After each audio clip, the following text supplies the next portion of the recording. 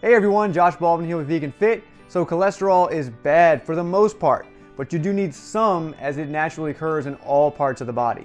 But if you have too much cholesterol in the blood, it can combine with other substances and stick to the walls of your arteries, and this is called plaque. Plaque can narrow the arteries or even block them entirely.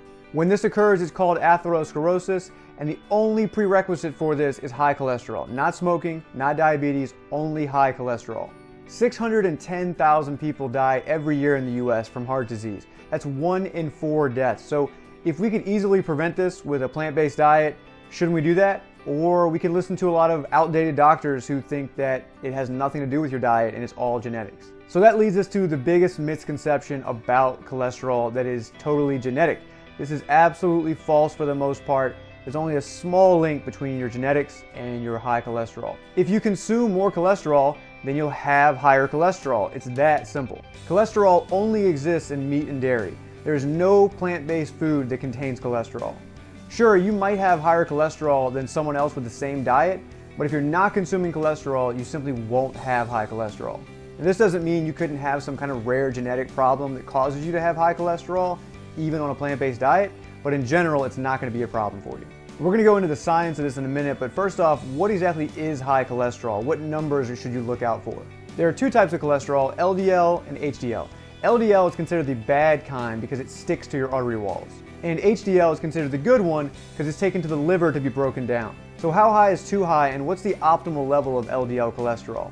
Most studies show between 50 and 70 is kind of the optimal range. Many other studies show that a number under 60 essentially makes you heart attack proof. So is this hard to achieve on a vegan diet? Absolutely not. Let's look at some numbers here. Between 1980 and 2002, 17 studies were compiled to measure cholesterol in the US. As you can see, the results are overwhelmingly positive for the vegan diet with an average LDL of just 67.